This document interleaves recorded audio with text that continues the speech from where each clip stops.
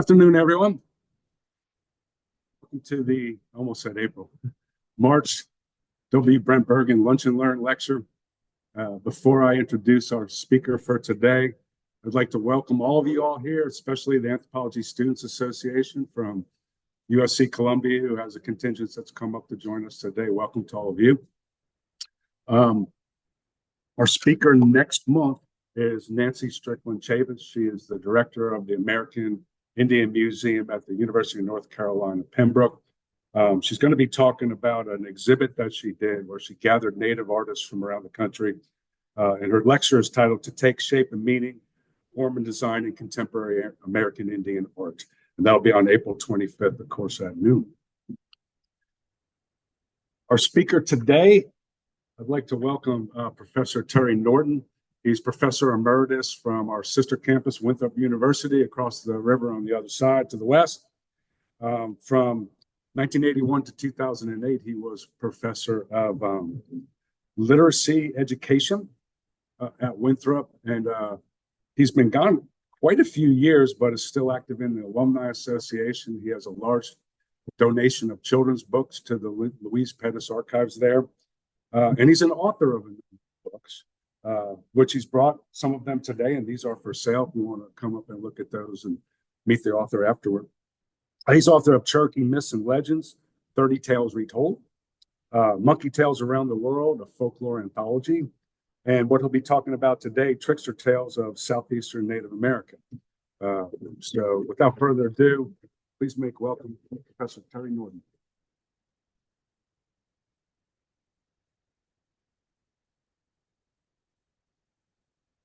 Thank you, Christopher. I think we're going to proceed this way. I'm going to give you a little bit of background on the Native Americans of the Southeast, and then a little bit of background on the trickster in general as a character in world folklore. And then we'll get into some stories about how these tales of Southeastern Indians exemplify the characteristics of the trickster as found around the world, and then maybe a little bit on controversies in retelling Native American legends and stories. And that would apply not only to Native Americans, but indigenous cultures around the world. So that's the purpose of what we're going to do. And let's start off with some background on Native Americans in the Southeast. Before Europeans came here or arrived, it was a purely Indian world, as one anthropologist has said. But even before the Europeans settled, they brought with them their diseases, which ran ahead of their settlements. And those diseases decimated populations. Most of the Native American cultures of the Southeast were what historians and anthropologists call the Mississippian culture or the mound builders. And these were very, very large chiefdoms, paramount chiefdoms as they've been called. And then when Europeans came and their diseases ahead of them, these large paramount chiefdoms were fractionated and they broke up into the smaller tribes that we would be familiar with today. I guess the main culprit in destroying those larger cultures would have been the Spanish conquistador Hernando de Soto, who landed near Tampa Bay, Florida in, what is the date I have here? You know, it's you can't see with the glasses. He landed in 1539. And he brought a huge army with him for conquistadors. It was over 700 men. He brought cavalry units. He brought a herd of hogs. that they would drive through the places that they encountered so that the people could live off of them. But his main goal was to live off of the land and the people he encountered. And just a little bit about De Soto, he had been the cavalry commander of Pizarro, who had conquered the Inca Empire. And De Soto, with that conquest, had fabulous riches from the Inca gold and jewels. So he wanted to repeat what Pizarro had done in Peru. And he thought that there would be a great Indian empire in the Southeast full of gold, and that he would have fabulous riches and achieve great glory for Spain. So he wanted to recreate what Pizarro did with the Inca and what Cortez had previously done with the Aztecs in the Central Valley of Mexico. And it's interesting that Pizarro was the cousin of Cortez, and they came from the same area of Spain, which was kind of a hard scrabble area called the Extremadura portion of Spain. So that was De Soto's goal, and he figured, just like his predecessors, Cortez and Pizarro, that if he encountered these Indian chiefdoms, he would capture the head and therefore control the body. Cortez had taken Montezuma prisoner, and Pizarro had taken the great Inca emperor Atahualpa prisoner. And so that was the goal to control. As a result of war and disease, as I said, these chiefdoms became fractionated.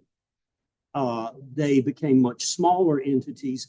And then later, for self-protection, there was a recoalescence of them into the smaller tribes. For instance, the Catawba, despite what some people say, they were not really a nation that existed for thousands of years. The term Catawba only came to be used around 1715 in South Carolina records, and they were a coalition of small tribes that had been harmed by conquest and disease. They were made up of the Sugaree, the Esau, the Nassau, and the Chirral. We have the town of Chirral named for them. And so they coalesced for self-protection in this area. So the term Catawba they were not really a single group, but they took in other groups. After the French destroyed the Natchez Indians, the Catawba took in refugees from them as well as did the Cherokee. So that's the kind of coalescence. In Georgia, the Creek Indians coalesced into the Creek Confederacy. And again, this was for self-protection from other tribes as well as Europeans. The Cherokee were not really bothered that much because of their remote setting in the mountains. So there was some influence on them, but not as much because of their remoteness. And really, as a result of the conquistadors and other Europeans, the folktales of these people became fractionated. And that's why we only have remnants of the folktales. The great trickster of the Native Americans of the Southeast is Rabbit, as you can see up here on the cover of my book. A friend of mine said, "What's that bunny rabbit doing on your book?" And he didn't know that Rabbit is a very powerful, supernatural, cosmic trickster.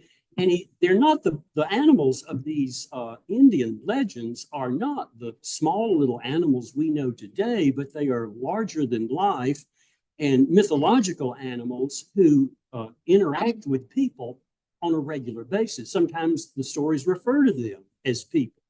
And the ones today are only smaller versions of these great animals. So a rabbit is the big trickster of Southeastern Native Americans. You have other tricksters. For instance, in the Pacific Northwest, Raven is their main trickster. In the Southwest, it's Coyote. And as I said, I'm going to do some show and tell. Paul Radin, in his study of the trickster of the Winnebago, finds that there's a whole cycle of stories. But that group was not as fractionated by outside influences as Indians of the Southeast. So probably the stories about Rabbit were a whole mythological cycle of stories, and we're only getting linguistic fragments. They're like archaeological fragments where part of a building remains, and we have to reconstruct the stories from the fragments. And among the different tribes of the Southeast, you will have different versions of the same story. And as a trickster, Rabbit really is sort of a precursor to the cartoon character Bugs Bunny, and he's a precursor to Brer Rabbit. In fact, Joel Chandler Harris, who collected the Brer Rabbit stories, pretty much plagiarized them from this man who was never published. I'll show the cover, my book is falling apart. William Ory Tuggle was a pioneering folklorist in Georgia, and he was going to do work for the Smithsonian, but his work never got published. But his family kept the manuscript, the family in Georgia. Joel Chandler Harris knew the family and got access to the manuscript. And so the Brer Rabbit stories are primarily Native American stories, and then they get blended with African American stories that the slaves brought over from Africa, and they interacted with the Indians on the border between white culture and Native American culture. So you get a blending of those stories in Joel Chandler Harris. But he did heavily use Tuggle's work. The anthropologist Charles Hudson, and if anyone's interested in Native Americans of the Southeast, this is a great book to begin with. The Southeastern Indians that the anthropologist Hudson did.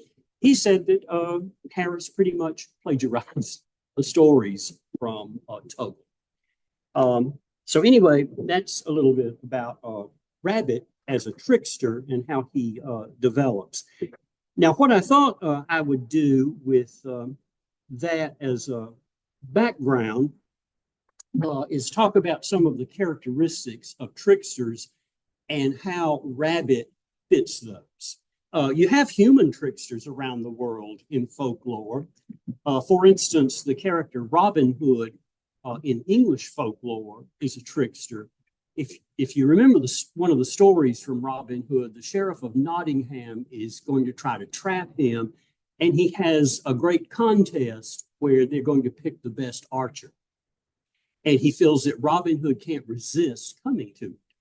Well, one of the characteristics of the trickster is that he's a shapeshifter. He takes on different shapes, different animals. For instance, Rabbit can become a squirrel to trick Alligator. And Alligator doesn't realize that Squirrel is really Rabbit in disguise, and he's going to kill him.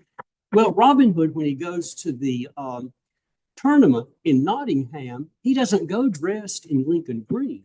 He's a shapeshifter. He puts on a ragged outfit with holes in it so that he can't be recognized.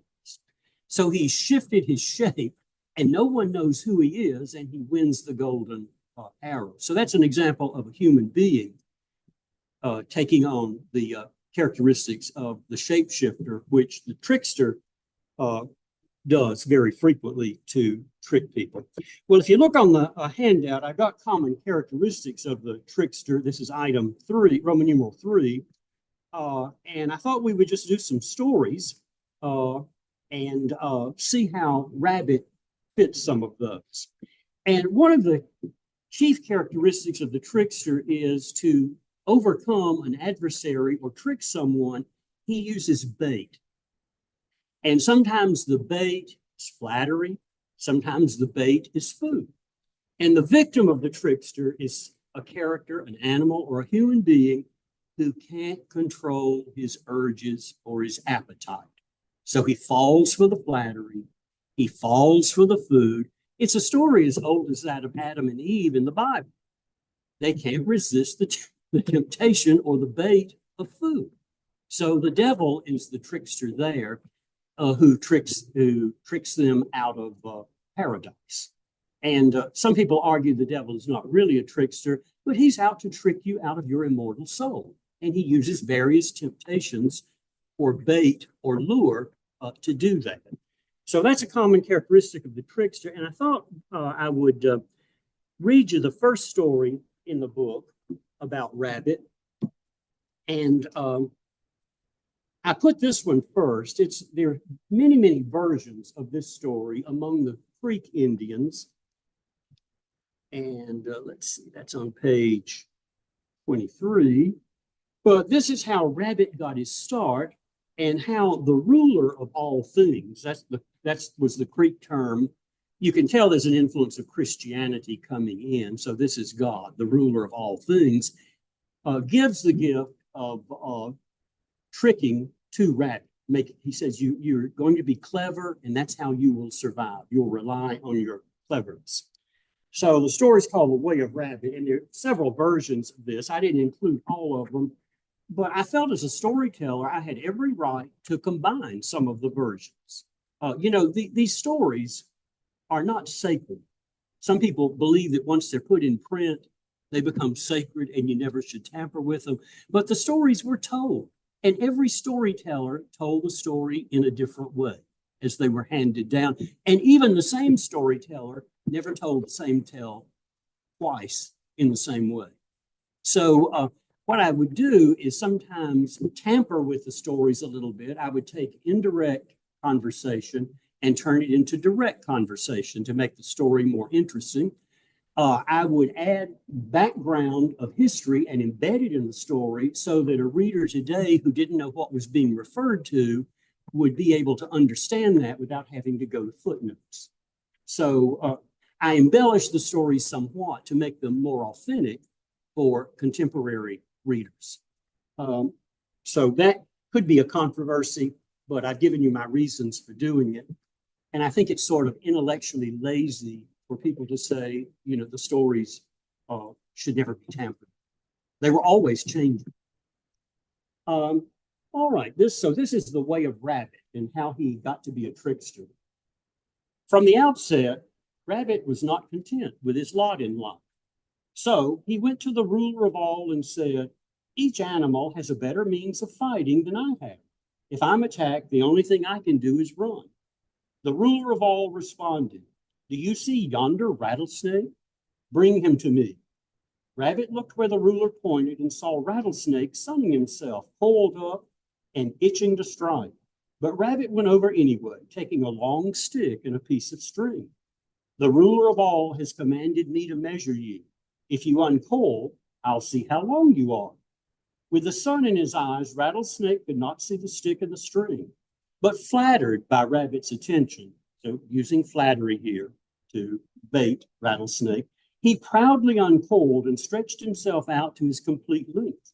Rabbit rapidly tied the stick around Rattlesnake's head and tail, then brought him to the ruler.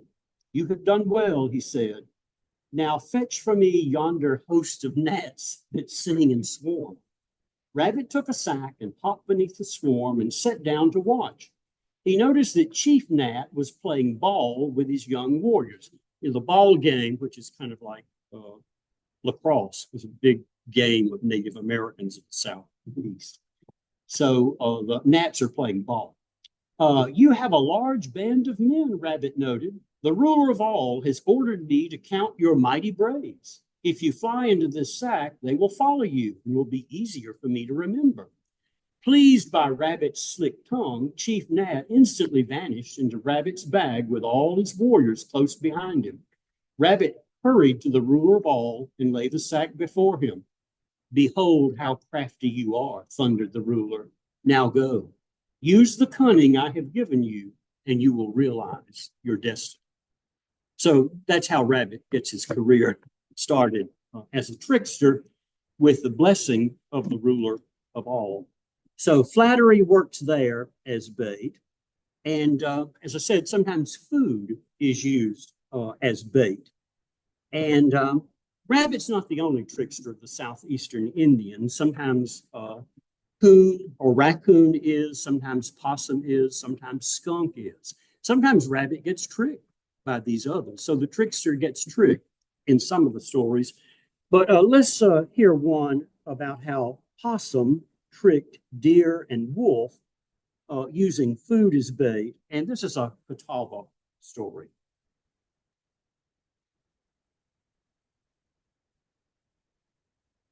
By the way, let me just mention the sources for these stories that I had to dig up. John Reed Swanton collected the stories of the Creek Indians. And for the Catawba, those stories would have been lost because their culture was more fragmented than any of these other groups. But Frank Speck came down from the University of Pennsylvania in the early 1900s, and he lived among the Catawba, and he made friends with people there, mostly women, and they were his informers, and he collected the stories. And you can find those online in his book, published, I believe, by the University of Pennsylvania, called Catawba Text, if you Google that. But Speck lived among them, he learned their language, and he even has the stories transcribed in Catawba, and then he provides an English translation for them. But this is the story, how possum tricked deer. And it was kind of fragmented even in the English translation, so I had to kind of piece parts of it together to make it into a more seamless narrative. Late in the fall, the weather had already turned cold, and snow covered the ground. Yet the persimmon trees still hung with ripe fruit. Oh, how good and sweet it would taste, thought Possum. Known as One Tail Clear of Hair, he decided to leave his thicket and look for persimmons. As he walked over the snow, he came to one of the trees and started to sing to himself. I am here alone. What's there to be done? I will eat persimmons. He climbed up high into the tree to get the ripest fruit. While Possum was eating, Deer came down the hill. Are the persimmons good? He asked. There is one on the ground, Possum said. Try it and see for yourself. Deer ate the sweet, juicy fruit and liked it. How can I get more? He wanted to know. Possum answered, go back up the hill. And this is the really wicked side of the trickster. And run down as fast as you can until you butt your head against the tree. All the persimmons will fall down and we will both have plenty to eat. Deer did just as Possum told him, sped down the hill and butted the tree as hard as he could. He dropped dead from the mighty blow. Down the tree hurried Possum, singing while he searched his pouch for a knife to cut Deer up. I am here alone. What's there to be done? Deer is good to eat. Wolf was in the woods nearby and heard Possum singing and trotted toward it. What are you making all the noise about? Oh, nothing really. Just a little song I was singing. Before Possum could finish, Wolf interrupted.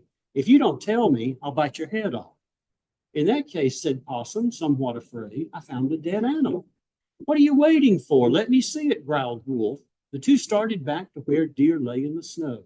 When they got there, Wolf tore off a piece of Deer's insides and throwing it in Possum's face, knocked the smaller animal to the ground.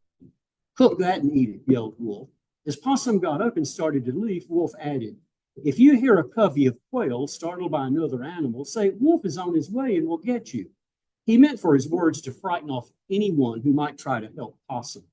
Possum ran off in tears. As he went along, he stepped on some sticks and broke them. The noise startled some nearby quail who rose up, their wings making a loud, fluttering noise. When the birds settled to the ground, they went to Possum. What's wrong? They asked. Possum told them how Wolf had treated him, and the quail once again flew into the air, but this time they landed near Wolf. Because of a thicket, he could not see the birds, but heard their flapping wings and became scared. Thinking an enemy had scared them and might be near, he ran away, fearing leaving the meat he had taken where it lay. The quail found the meat and got busy. Beside the river, they made a tall rack from sticks to put the meat on and let it dry. By the time they hung all of it up, Possum returned. The quail then placed him on top of the rack where he would be safe and could guard the meat. That evening, Wolf came back to look for the deer, but he had disappeared. Wolf searched all around but could find nothing. By chance, he walked down to the river where the meat rack stood high along its edge. Looking down in the water, he happened to see Possum's shadow. He jumped in and dived beneath the surface. No Possum anywhere. Wolf struggled out of the water. He sniffed, looked here, looked there, but did not look up. Again, he saw the shadow and jumped into the river only to find nothing. When he came to the surface, he snarled and snapped, biting at bits of fallen leaves floating where he saw Possum's shadow. Sitting high above, Possum began to laugh. He laughed so much that his slobber drifted into the river. Crawling out of the river, Wolf looked up and, seeing the meat, begged, "Please, Possum, toss me down just a small piece. I'll eat it and play dead like you. Then we can have a good laugh at my joke." Possum threw down a little piece, and Wolf gobbled it up. He fell down, then got to his feet. "Oh, Possum, throw me a bigger chunk. I'll eat it and fall down and pretend I'm dead the way you do." So Wolf cannot control his appetite.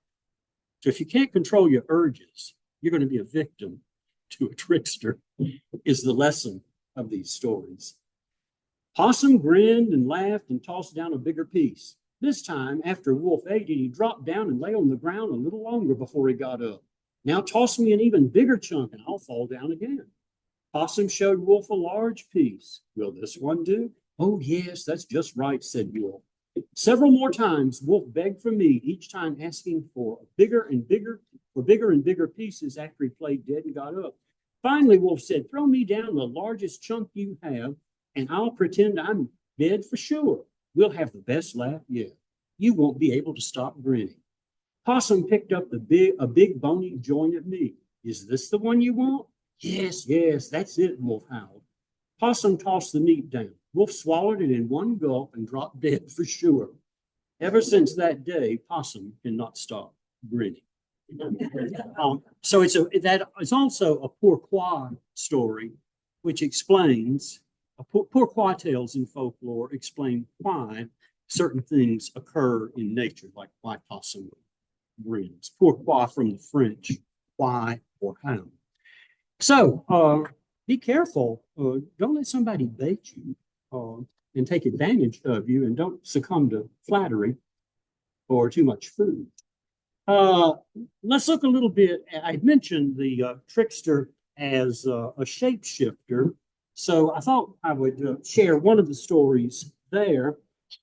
This is a Seminole tale. I'm trying to give you a flavor of some of the different Native American groups that the stories come from.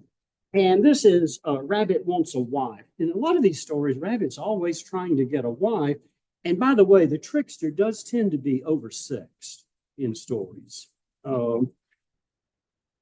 So you'll find that as a characteristic. That's on page 97.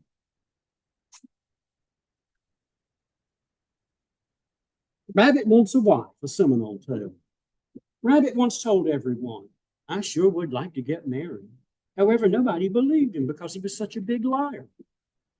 "All right then," everybody said, "before you can marry, you'll have to kill Alligator." Rabbit said, "Okay." So he went to Alligator's house and spoke to him. At first, Alligator would not come out, but Rabbit wheedled for so long, Alligator stuck his head out. "I'd like for us to be friends," Rabbit cooed. Alligator was not too keen on the notion, but Rabbit kept repeating, "Let's be friends," until Alligator came all the way out of his hole. "Why don't we go for a walk in the woods?" Rabbit eventually said. The two went along for a while and soon began to act like old pals. Then before Alligator was aware, Rabbit seized a thick fallen branch and beat Alligator all over his body. The problem was that Rabbit did not strike the right place. Alligator crawled back in his hole and Rabbit left. He soon came back, though, and turned into a squirrel. So this is the shape-shifting to complete the trick. Just like one, he scooted up a tree and chattered, fluttered his tail, and jumped from branch to branch. Nobody would have known he was Rabbit.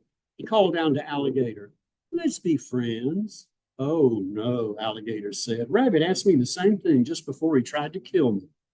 "Everybody knows that Rabbit is a bad fellow, really bad," answered the squirrel, and he kept up his friendly talk. By and by, Alligator poked out his head. "Rabbit wanted to kill me, but he didn't know my secret."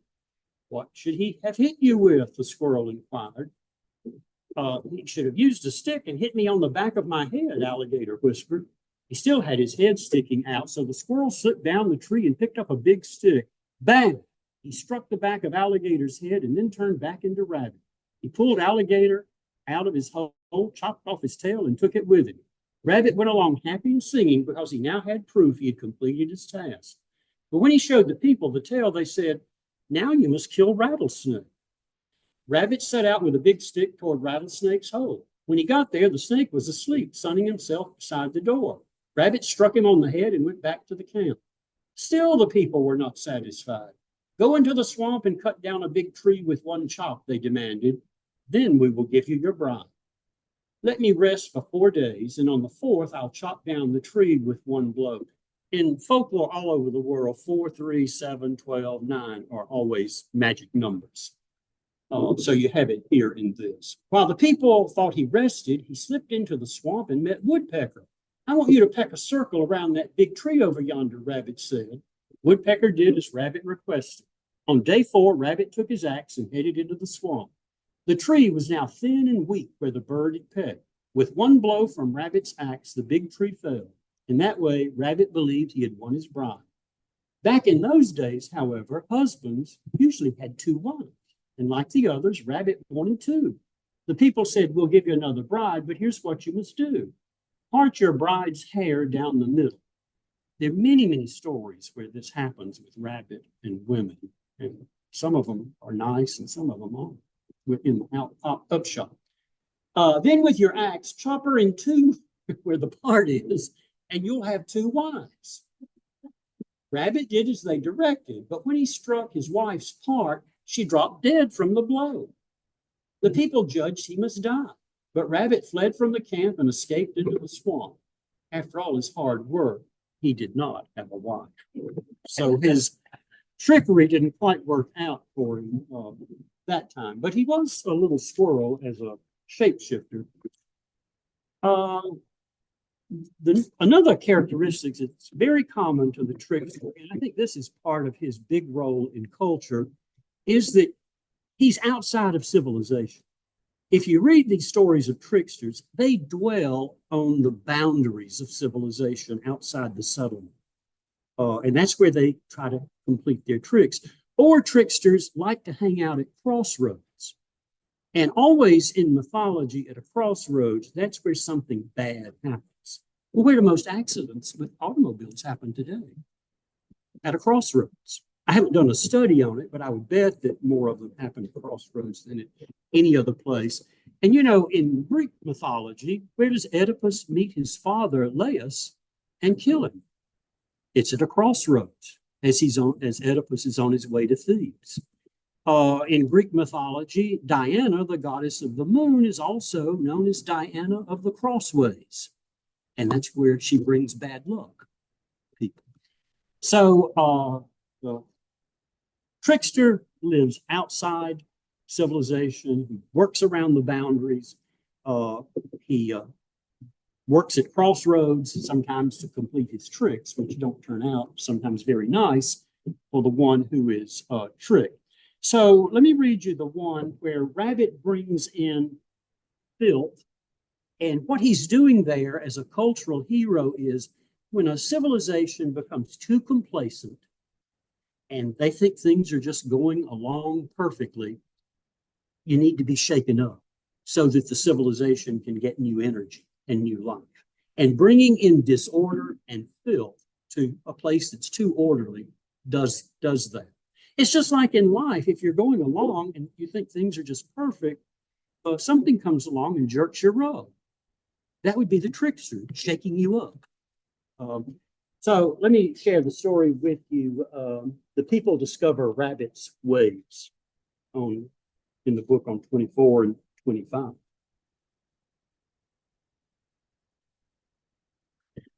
The people soon discovered Rabbit's cunning ways through a mysterious event. One time, 3 pretty girls lived close to a spring. Rabbit saw them, fell in love, and often called on them.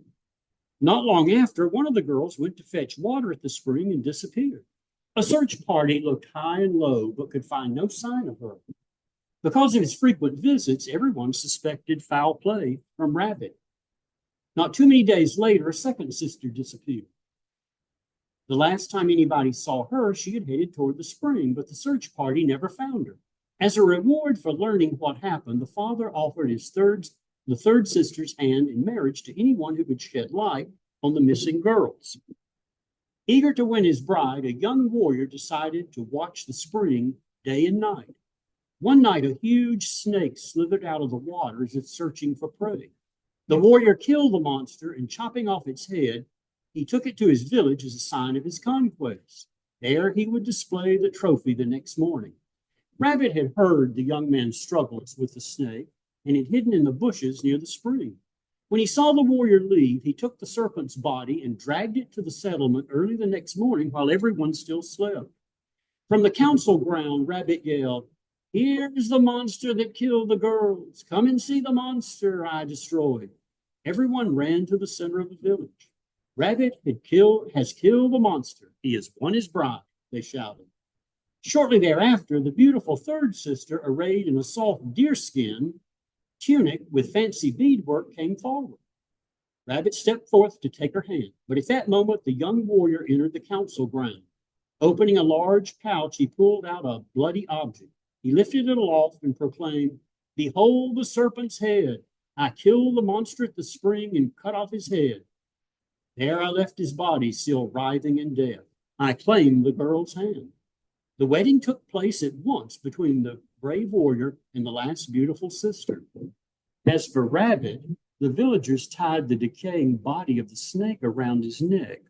They drove him away as a rascal who lives by lies and tricks. "Take the dead snake," they said. "Like him, you are rotten."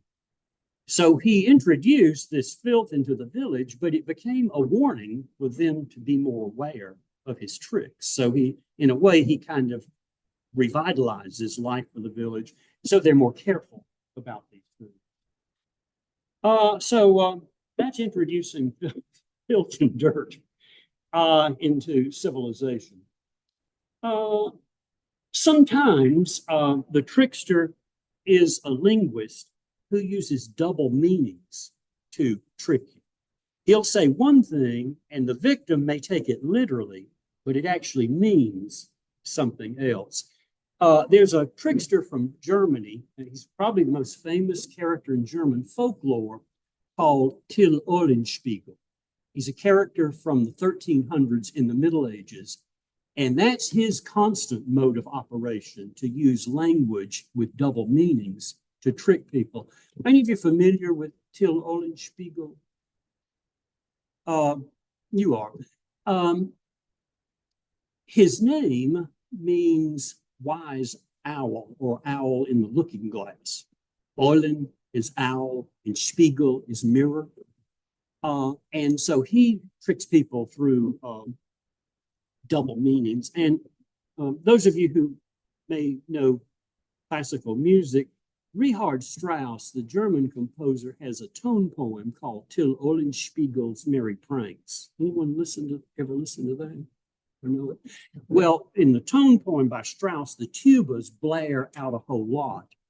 And Till Eulenspiegel is known for offending people. Well, he introduces filth into civilized society by passing a lot of gas. And the tubas represent the blaring of his wind in the piece of music. Listen to it sometime on YouTube. Till Eulenspiegel's Merry Pranks by Richard Strauss. Not the Waltz King, but the other Strauss. You know, the saying, if it must be Strauss, then let it be Richard. If it must be Richard, then let it be Wagner. So anyway, that's an example of that. I think I'll do the little short one. Skunk deceives the wolves, and maybe one more, and then we'll take some time for questions and answers. This is a story from the Alabama Indians. Talk about a people who really received a raw deal from the government. They were part of the Creek Confederacy, and when the great Andrew Jackson decided he was going to have all of the Indians move west, he tricked the Creek Indians, even though they had helped him in battle. But then he turned on them and said, "You got to go across the Mississippi." Well, the Alabama decided they would move early, so that they just wouldn't offend the whites. And they kept on moving, and every time they moved, white people stole their land and treated them really badly. And finally, they found a home out in Texas, away from everyone. But by the way, in this book, I have historical sketches of the different tribes telling about their stories and what the different tribes were like. But anyway, let's do the one on Skunk Deceives the Wolves on 69 through 70. If there's a typo there. Skunk is a trickster in this. It's not a very long story. Possums also appears in here. On one of his travels, Possum met a wolf and killed him. I'll skin and roast him, Possum decided. When the meat was ready, he put it in a basket to carry it. As Possum waddled along, he met some other wolves who asked, "What do you have in that basket?" "Nothing much, just some clay for my grandmother. She promised to make an earthen pot for me, and I'm taking her the clay." All the wolves believed Possum's story except for one. He had one eye and followed Possum all the while repeating, "I will not stop until I see what's in your basket." Old One Eye then ran in front of Possum, faced him, and asked, "What's in there?" "As I said before, nothing. My grandmother told me to get some clay. She wants me to make me an earthen pot." One Eye raised his voice. "Well, I want to look inside." He jumped toward Possum and pulled the basket down to see what he had inside. "That looks like something roasted." He then shouted to the others who had gone ahead, come back, Possum has something roasted." The other wolves ran back and ate the meat. When they finished, Possum said, "You have eaten yourselves." The wolves stared at one another and wondered, "What does he mean, you have eaten yourselves?" They growled, "Let's eat him." When they tried to kill him, however, Possum scooted into a nearby hole in the ground. As the wolves dug at the hole, along came Skunk. "Why are you digging?" he wanted to know. "Possum is in this hole," they answered. "I can run him out and you can kill him," Skunk offered. "I'll go in. When I holler, ee, I'm coming out with him. Get close to the hole so you can hear." Skunk then disappeared. The wolves gathered around with their snouts almost in the hole. Old One Eye closer than everyone else. All at once, Skunk threw a stink up their noses, so bad it knocked them over. Possum ran out and escaped. So that's kind of using double language or trickery through language. Get close to the hole and you can catch possum, but instead they get a stink from skunk. All right, let's do one more a couple more that are short. And this one is a Catawba story, and this story is found in Native American cultures all over the place, and it's called the Theft of Fire myth. And this shows how Rabbit, despite all of his mean ways and trickery, he also is a bringer of civilization, because people have to have fire to be civilized. It's like the Greek myth of Prometheus.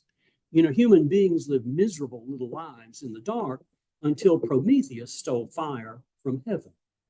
And Jupiter or Zeus punished him because he made people too powerful. They could now use technology. And so Zeus punished him by having him on a mountain, and a vulture or an eagle, depending on the story, would eat his liver every day. And of course, the liver regenerates itself, so it would grow back. So Prometheus was in eternal torment by that. But Rabbit is like Prometheus. He steals fire from Buzzard so that the people now can advance. So he's a cosmic hero who can bring good to the people. And as I said, there are many, many versions. This is one that I just simply selected from the Catawba of Rabbit as a cultural hero. What page is that? I've got it marked out. Is it 102? Okay. Look like 108 with my line drawn through it. Okay, this is a short one. Rabbit steals fire from Buzzard. Long ago, fire belonged to Buzzard and his people. He refused to share it with others. He and the rest of the buzzards would gather around the fire and spread their wings wide to warm themselves when it was cold. No one else could get close to the fire. Shivering, Rabbit went to Buzzard and pled, "Please let me warm my cold feet by your fire, my cold foot by your fire." No, replied Buzzard. No, I won't. Rabbit hopped off and waited a little bit. He then went around behind the other buzzards. Help me, he begged. I'm almost frozen. His teeth clattered and he made himself shake even more from the cold. One of the buzzards saw Rabbit trembling. Feeling sorry for him, the buzzard raised his wings higher so Rabbit could get next to the fire. Rabbit saw his chance. He began to sing and put pine splinters between his toes. He then shot under the buzzard's wing and lit the splinters. The fire got in the wood fast and blazed up warmly. The fire became so hot that Rabbit ran off, still carrying the flaming splinters between his toes. Through the woods he ran, singing, jumping, jumping and singing. Rabbit is good, the fire big and warm. People may come now to rest and get warm. So he does good for the people sometimes as a cultural hero. There's one story, I'm not going to read it, but it's about how Rabbit tricked Alligator. And some people would read the story and think that Rabbit is extremely cruel because he sets all of the grass on fire. And Alligator, who's minding his own business and doesn't do anything, gets burned. But what it shows is, and then there's another story where Rabbit is with Alligator and he gets Alligator to go to sleep and they have built a fire. But while Alligator is sleeping, Rabbit can call down lightning to make the fire even worse. And so people think it's a very cruel story about Alligator if you take it literally, but what it shows is that Rabbit is again a cosmic hero who can even control the elements and bring down lightning and fire on various characters. One more, and then this one's short, and then we'll have some questions. What happened to Rabbit? Why did he disappear? Why did these great animals of mythology disappear? And this is a Cherokee tale. 25. And this also shows the trickster getting tricked. So what happened to Rabbit? The great animals of long ago just disappeared. Rabbit had tricked Deer and he had filed off his teeth, and Deer had a grudge against Rabbit, so he wants to get revenge on him. And that's where the story starts. Deer was angry about his blunt teeth and wanted revenge on Rabbit for filing them down. But I don't want to do anything too soon, Deer thought. I'll act friendly for a while and wait until the right time to punish Rabbit when he's off guard. So Deer pretended to be Rabbit's friend as if nothing was wrong. One day, as the two were walking along and talking, Deer noticed a small stream beside their path. Let's see who can jump the best, he said. Rabbit, of course, thought he was the greatest jumper of all the animals and accepted the challenge right away. Why don't we jump over this stream beside us, Deer asked. Let's walk back a little way. When I say now, we'll both run and jump. Rabbit agreed. So he and Deer walked back a piece to get a good running start once Deer gave the signal. Now, shouted Deer, and he and Rabbit raced for the stream. In one leap, Rabbit cleared it and landed on the far side by himself. He looked back across, and there stood Deer. He had never jumped and remained on the opposite bank, though not of a small stream, but now a wide river. Deer had used his magic to conjure the water and widen it so much that Rabbit could never return to the other side. He is there even now, and like all the animals of long ago, he is larger, stronger, and cleverer than the little rabbit seen today. So maybe he'll come back. Anyway, thank you, and let's have some questions.